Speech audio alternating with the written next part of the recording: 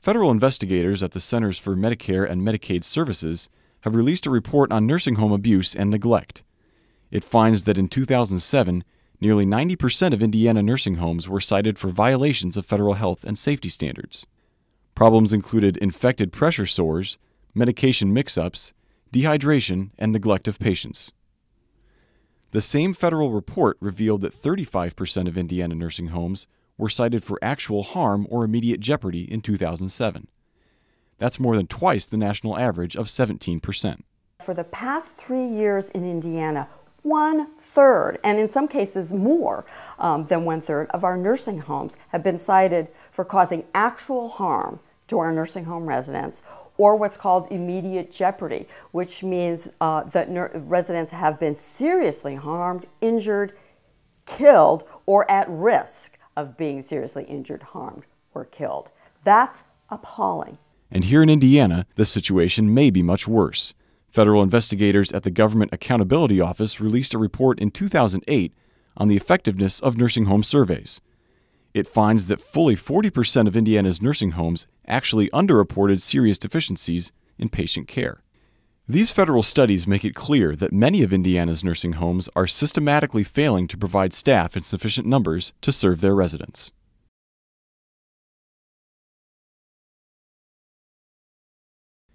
Right now, state law requires that facilities have, quote, sufficient nursing staff.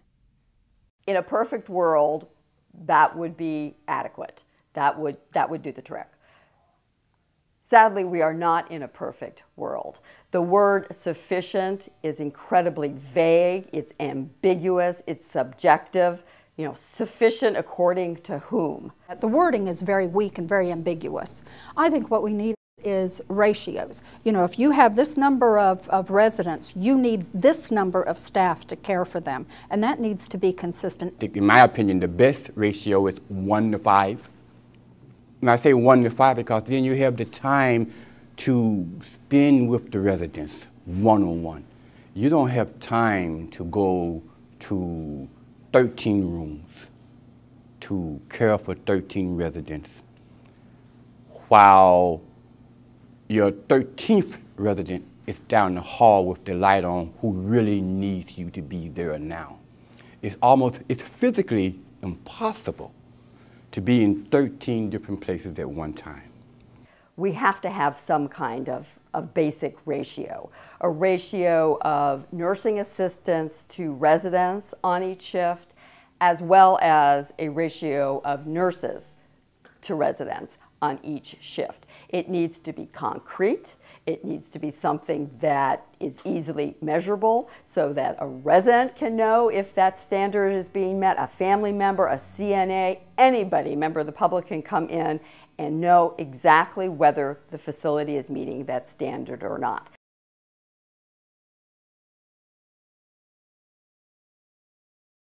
Right now, the staffing data that we have is self-reported.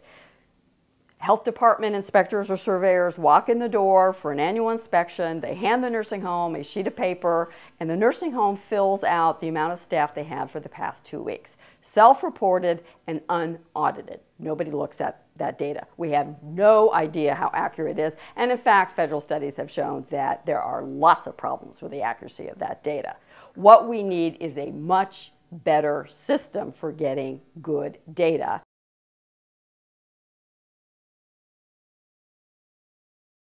Consumer advocates say that the understaffing problem in nursing homes is made worse by the lack of sufficient staff training.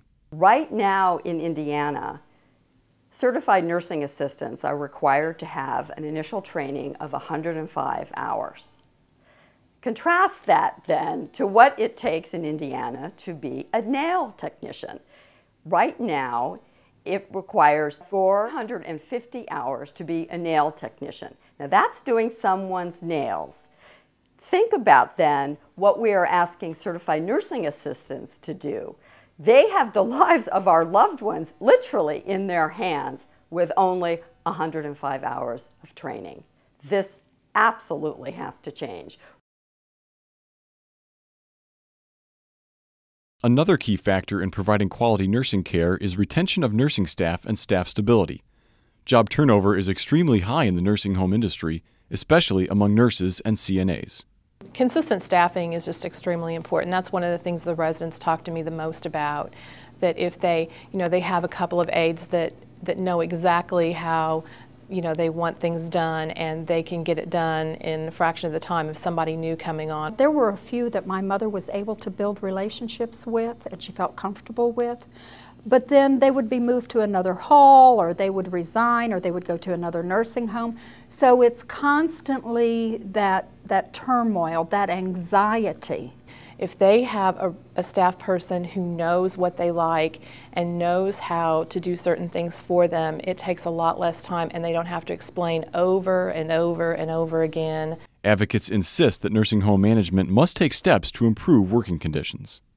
There are many things, simple things, that management can do that will affect staff turnover and retain staff. Some of those things include the way that management treats nursing assistants. Do they treat them with respect? Do they consider them to truly be a part of the care team? These issues make a great deal of difference to the frontline worker. I think that corporations need to be on board and to get a better understanding of how important it is to have the appropriate staff and well-trained staff and caring staff, and to treat the staff well too, because if the staff are treated well, they tend to treat the residents well.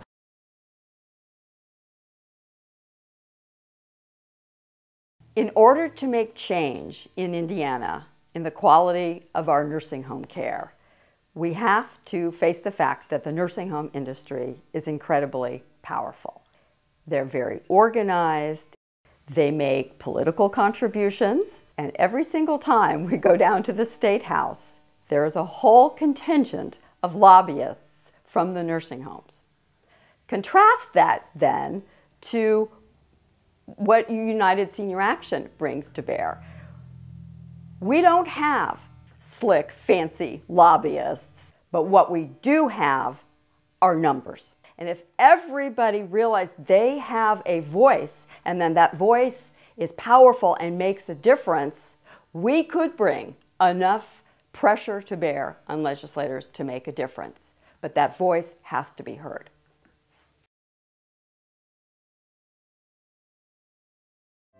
For nursing home reform advocates, understaffing is a significant ethical issue.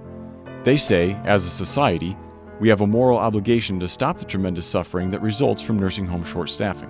We all have the moral responsibility to ensure that every nursing home resident gets at least the basic care that they need for quality of life.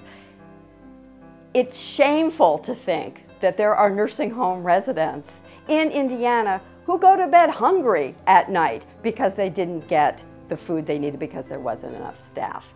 We have an obligation to step up to the plate and do something about that as a decent, humane society. Unlike the nursing home industry, Indiana's nursing home residents have no lobby at the State House. They do not have the strength to influence legislation. They are truly the forgotten Hoosiers. Only an enlightened and energized public can do anything about nursing home understaffing.